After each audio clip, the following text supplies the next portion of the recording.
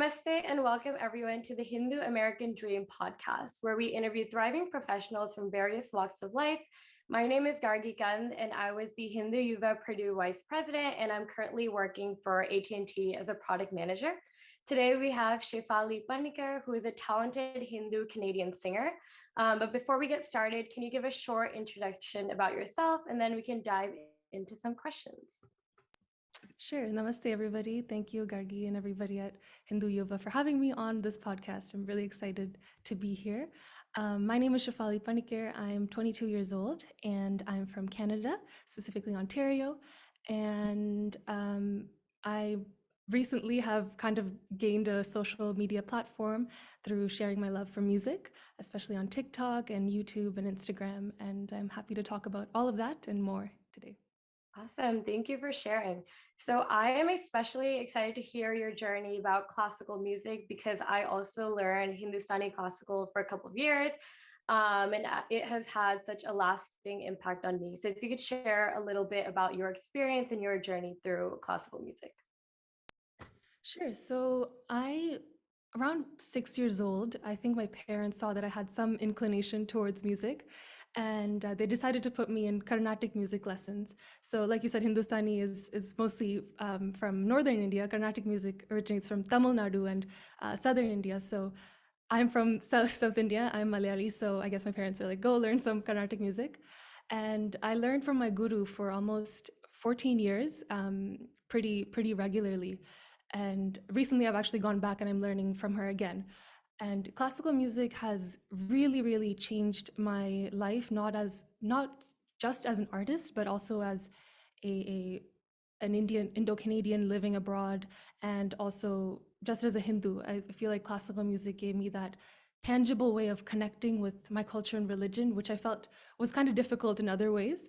And I had that influence from a very young age. So I'm very grateful for that. And it's really opened up a lot of doors for me. I think anybody who has learned classical music knows that if you have that foundation, you can quite literally sing in any genre very easily. That's amazing to hear. So, how has it been like going back to Carnatic classical music and going back and learning from your guru? When I went back, I realized how much more practice I needed. I feel like if you classical music, one of the things you need to be really consistent about is practicing. Mm. My guru is kind of like the traditional type. She's become like a third grandma to me, but she's also very strict in the way that she teaches. But I'm really appreciative of that. And going back, I think as a child, sometimes you think you get forced into things. I'm sure many people, many kids, especially growing up in North America, feel that they get pushed into doing Bharatanatyam or Kathak or tabla or learning something like an art form. So when I was younger, I kind of felt that, like, why am I doing this? Why are my parents making me do this? But going back, like now, after a few years, my appreciation for it has just grown so much. Just having that more knowledge about what I'm singing about, learning about the origins of classical music and the purpose of it has really changed my experience learning it as well. I feel like I'm more passionate about it, and I feel like I'm a better singer because of it, because of the knowledge you have of it. And I'm sure you feel this way too. There's something just so different about classical music versus other genres. And I don't know, maybe it was obvious for other people, but I've only recently realized that the reason why classical music is so different, fundamentally different, is that it's rooted in divinity, right? It's rooted in religion. And that kind of transcends all of the barriers and limitations that we put on ourselves, whether it's time, space, or gender norms or cultural norms. So that's one of the reasons I think it's persisted and it's practiced so widely even today, thousands of years later. I feel like there's no other genre like that.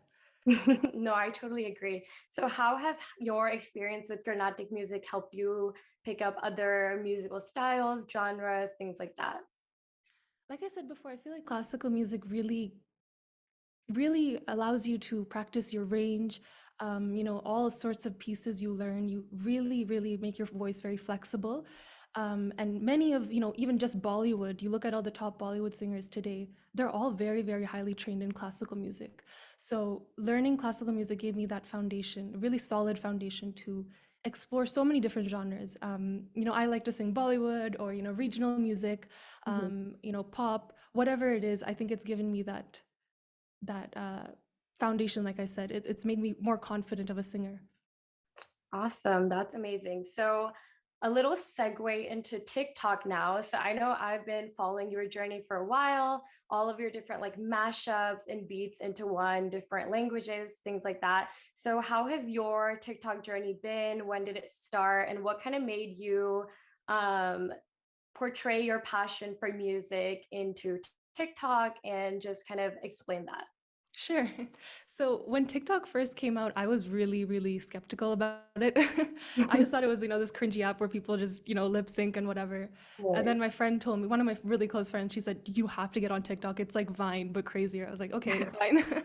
So for actually, when I first made my account, I had no intention of doing anything related to music. I was just scrolling on it like most people. Mhm. And the first instance I think I got a little bit of traction on the app was when I made a meme kind of song, like the meme Pooja, what is this behavior? Oh, yeah. So I turned that into a song. It was so random, and it instantly I had so many hundreds and thousands of views, and I think within a week I had like 15,000 followers. Wow. It was a lot for me. It was really overwhelming, to be honest. But the thing that I was really surprised about was how kind people were. They were like, we love your voice, keep singing, we want to see more. So I was like, okay. So I kind of delved into what I'm comfortable with, and that's, singing in Indian languages, South Asian languages. And it slowly became Mhm. creating mashups of the languages that I'm comfortable singing in. Even just within classical music, like I said, it's so diverse. Like there's so many languages just there in South India. So I kind of made mashups with the Mhm. languages I know, and then people would request, sing in Arabic, sing in Sinhala, sing in Punjabi. So then it kind of just diversified into Mhm. this really amazing thing I feel that I've created on TikTok, and I'm able to connect with so many people all across the world. Mhm. So how did it feel like to first become viral? You kind of mentioned you got so many followers and so many requests, things like that. So how did it initially feel that people are actually listening to your music or vibing with whatever content you're creating? Really, really overwhelming. People who know me in real life know that I'm a really quiet, like introverted person, and I don't like having too much attention on me. So having all those eyes on me all of a sudden, it was a lot, and I felt a lot of pressure to Great. keep that momentum going. But I quickly realized that there's no way you can hold on to people's attention for that long, especially nowadays where after like 6 or 10 Yep. seconds, people check out, right? So I realized that I have to start making music or art, whatever covers. It had to be for myself, because I want to share my love of music, and if it resonates with people, that's great. If it doesn't, then it doesn't. So really keeping myself grounded, and practicing religion was one of those ways that I kept myself grounded, and I still do that, keeping myself grounded and keeping myself Mhm. humble, and doing making it very authentic, because I feel like people can tell if you're being inauthentic. So I think that's Right. one of the biggest lessons I've learned. No, that's amazing to hear. So I know you've been posting for a while. You have a pretty large following. So what has been your favorite like TikTok or Instagram collaboration so far? Um, I think it would have to be the collaboration I did last year.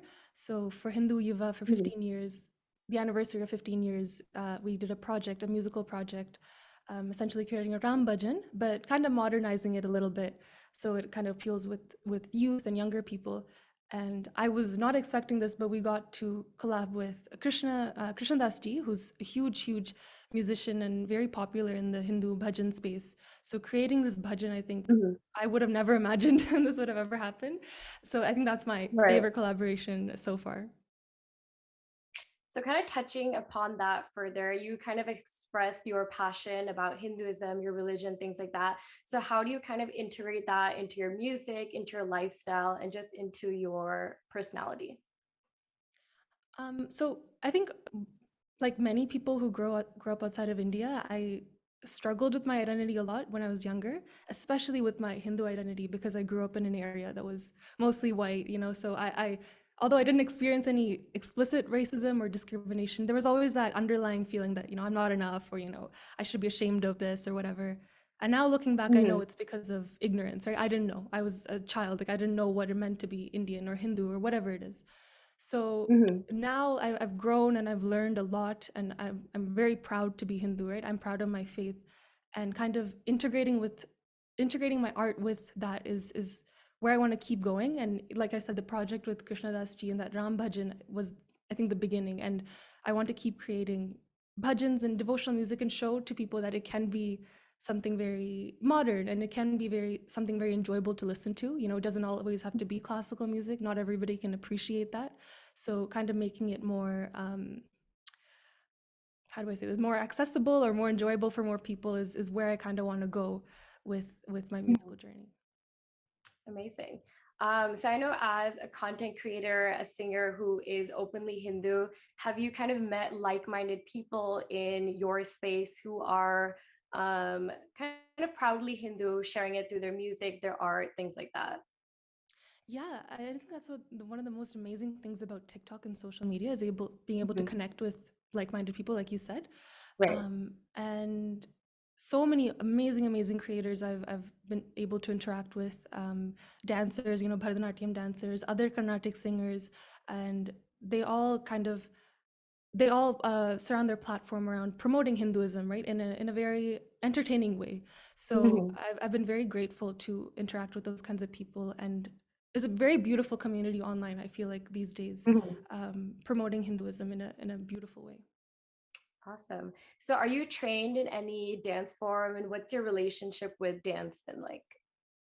So I'm trained in Bharatanatyam, which is in South Indian classical dance, Mhm. and I love to dance. I absolutely love it. I started dancing, I think, a year after I started learning how to sing, Mhm. and again, dance was another one of those tangible things where you can connect, like literally connect with my culture and religion. And I feel like it's hard otherwise if you don't have something that you can do, right, to Right. connect with it.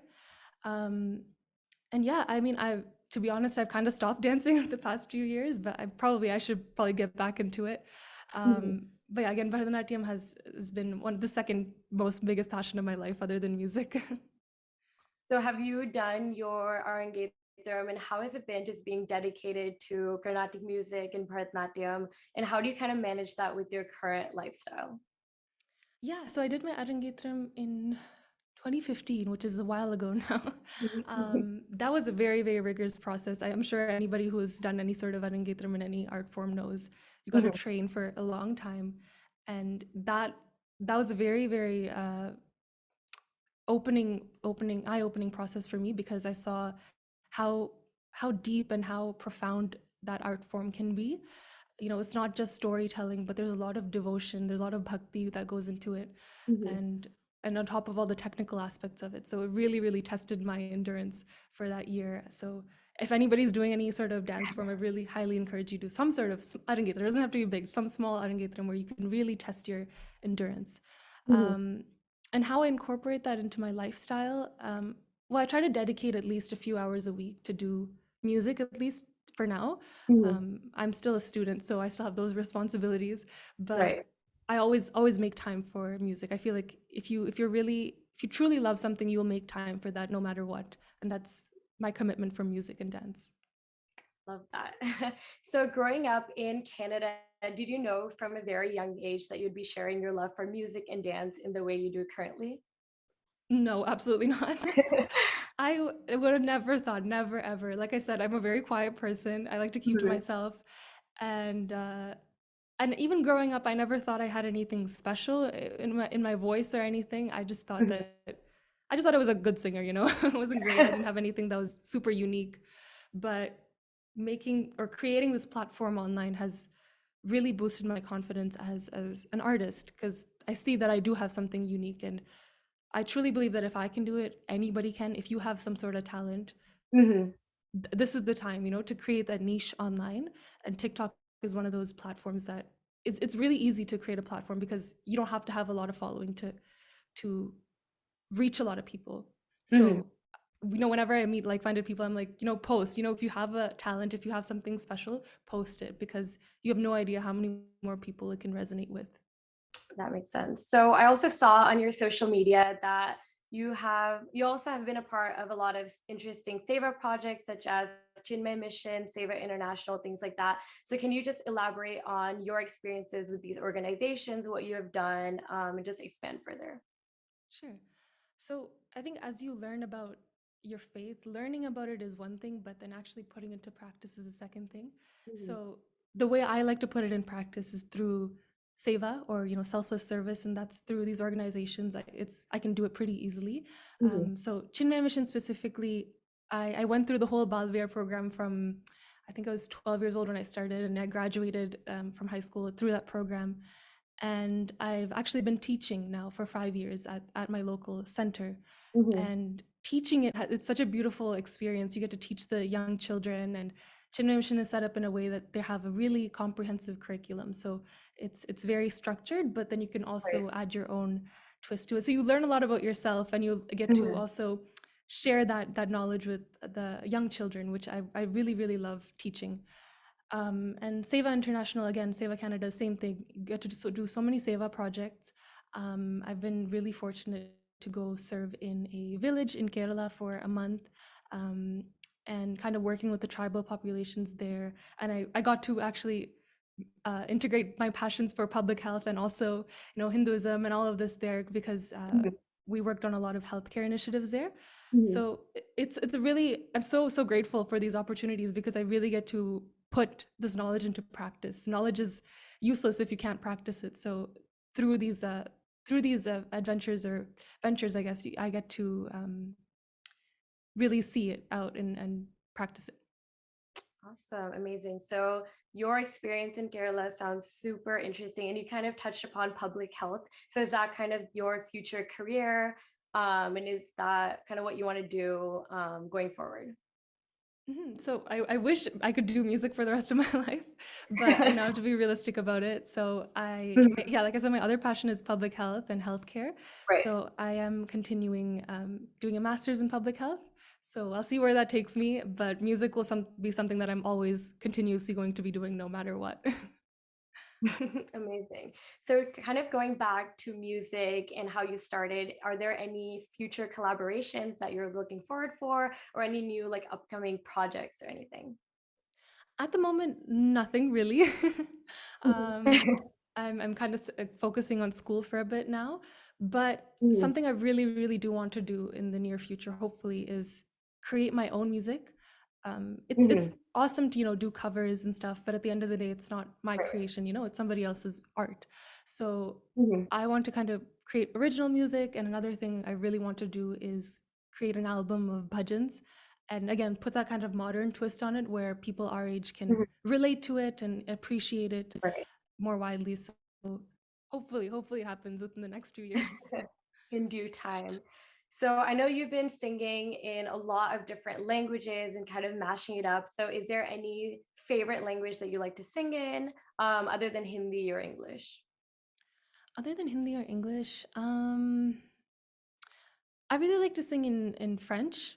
Okay. I speak French fluently, Mhm. and I love French music. It has such a diverse range of songs, and I really like French pop. So I think Mhm. French music would be the second. Third. I like to sing in Hindi the most, but then French would be second for sure. Is there any favorite French song or anything that you've recently sang?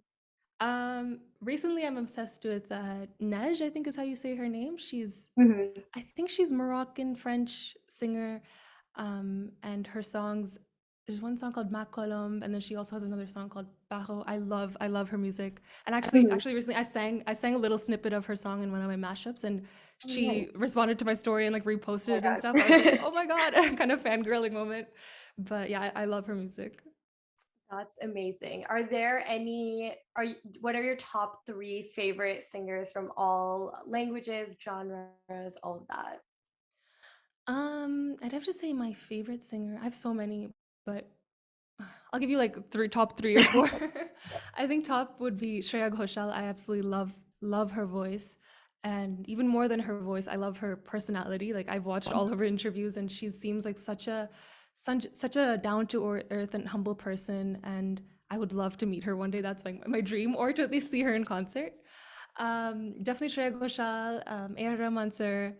I mean, he's just a musical genius. Of Everything course. he creates is just magic. And again, I would love to see him in concert too. And third would have to be Let's see. I really love Bombay Jayashree. I'm not sure if you know. Yep, She's I do. another Carnatic classical singer. She's probably most known for singing Zara Zara and Vasigara. I absolutely love her voice too. There's so many, but these are just a few. I actually saw Shreya Ghoshal in concert, and that was like a humbling experience. That was one of No my first way. concerts. Amazing. I recently saw RnG sing, and Oh, that was really? like my, Oh I my think my God. second or third concert. I was like, wow, he sounded even better live. I was like, how is this even possible? That's amazing. So kind of touching upon your musical journey, and your career goals, aspirations, things like that. Where do you see yourself in 5 years from now in your singing career, or any specific goals that you have? Like I said, my in terms of music, my biggest goal would be to create original stuff. Mhm. And I think in the next few years, I'm going to try to find people who can support me in doing that. Like I'm not a lyricist, I'm not a music director, I'm not a producer. I just sing. So finding people who can do that for me and work collaboratively is something that I really, really do want to do in the near future. And like I said, also that bhajan thing. I think there's a huge space for that online. Mhm. Um, as much as I love like the traditional bhajans that our parents listen to, I feel like Right. it could be revitalized a little bit while keeping its integrity and authenticity, giving it a twist. And I think Mhm. that's what my whole musical journey on social media has always been about. I don't want to redo what the Of course. original artist did, kind of give my own unique take to it. So I really want to Mhm. do that in the bhajan space as well in the future, the next few years. Got it. So, kind of touching upon that, what do you think about classical music in mainstream media? Apart from you, have you seen other kind of content creators touch upon that, in terms of like Hindustani classical or Carnatic, things like that? I've seen a few, not a lot, but I have seen a few people who really promote classical music. A lot of people don't know about it, right? Like outside of South Asia or Right. just even in India, people don't know about classical music. And Mhm. many, I know some creators who kind of compare it to Western classical music and how it's different, but how it's also very similar in some senses. So again, there's a lot of space there to kind of promote Carnatic music to a whole new audience. Um, yeah, I'd Mhm. love to see more of that. I don't see too much of it, but I would love to see more. Of course. I know there was a Amazon Prime kind of series that came out, maybe in peak COVID or something. It's called Bandish Mhm. Bandits. I don't know if Yeah, you've heard it. yeah. Yeah, so that was a really refreshing take on Hindustani classical music. And I kind of got back into practicing. So, what do you think about different projects like that promoting classical forms of dance and music and all of that? I think it's awesome. I think it's incredible. Um, Mhm. I think all of us should, try to at least learn an ancient art form. I mean, what other culture, what other religion has has such, art forms that have existed for forget centuries, but millennia, right? There's no other culture that still exists today that has that. So, as youth, as young people, we should be preserving it and promoting it, and practicing it ourselves. So, instead of learning piano, Mhm. maybe we should learn tabla or something, that's actually something you could relate to in a more deep sense. um, and Mhm. yeah, I think it's awesome. We need more of that, promoting those ancient art forms. Of course. So, do you see yourself singing in any movies or music videos, things like that coming up in your future? Maybe if I get the opportunity, of course I take it. Of course. Yeah. So, in terms of next steps and career, I know you're graduating soon and you kind of want to focus on public health masters. How do you see your TikTok journey, your Instagram journey, in terms of music and art? So, how do you plan to balance both of those? Because I know I've been posting like a little bit on TikTok and it's Oh, so hard okay. just to stay relevant with all of the trends and things going on. So, how do you see yourself managing all of that in your future? So for me, it's never been about uh, money. I don't make any money off of TikTok. I think I made like Mm. $10 literally off the app. Um, it's never been about that. It's never been about staying relevant for me. It's simply Mhm, just sharing my joy for music and my love for music. And mhm. I've kind of given up on sticking with trends and trying to stay relevant because it won't happen. It's Of literally course. impossible to do that in today's social media climate. So Mhm. I'm going to treat it as I have been treating it, and it's a hobby. So whenever I have time, when I have free time, I'll make a cover or something because it takes a lot of time. I don't know about Oh, you, but it takes me yeah. many hours to do even just like a 30-second snippet. It takes me a Mhm. few hours to get the music and learn the lyrics and practice it and then record it. Um, so it takes a lot more effort than people think. So I do need a lot of time for it. So yeah, kind of keeping it as a hobby for now is where I'm going to kind of allot my time for it. That makes sense. Just staying authentic to your true self. Love Of course.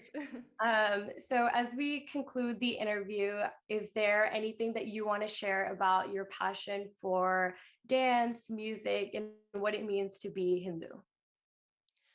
um, I think what I like to share is that I really encourage everybody who's listening to learn more about Hinduism or Sanatana Dharma Mhm. and really immerse yourself in it because at the end of the day it's much more than a religion. And for me especially, I've realized that I've grown so much as an individual over the past few years where I've been really immersed in learning, and I still have so much to learn. I'm by no means an expert in any way, but it's been a really beautiful, eye-opening experience, and I'm really excited to learn more. And I genuinely feel like I've become a more confident and better person because of it. So if that means, and that can be done through learning art forms too, right? Whether it's veena or sitar or tabla, whatever, some Indian classical form, or just sorry, any classical art form, you can really connect to religion in a very unique way. And I'm very grateful for the opportunities that I've had. And I always promote that to people. If you have the opportunity, if you have the resources, go learn. And it can be overwhelming at first, but trust me, as you keep practicing, it gets much, much easier. So Mhm. to anybody listening, find out organizations near you that resonate with your own values, right? Maybe you like to do devotional stuff, or maybe you want to do more seva, more hands-on stuff, or maybe you just want to learn knowledge-based stuff. And I promise you, there's something out there for you. So yeah, I just encourage people to learn more and promote that because it's very important to keep this tradition alive. Awesome. So, Dhanyavad, and thank you so much for joining us today. I know I learned so much about your journey, your career aspirations, things like that. And with that, we can conclude. So, namaste, and thank you for joining. Namaste.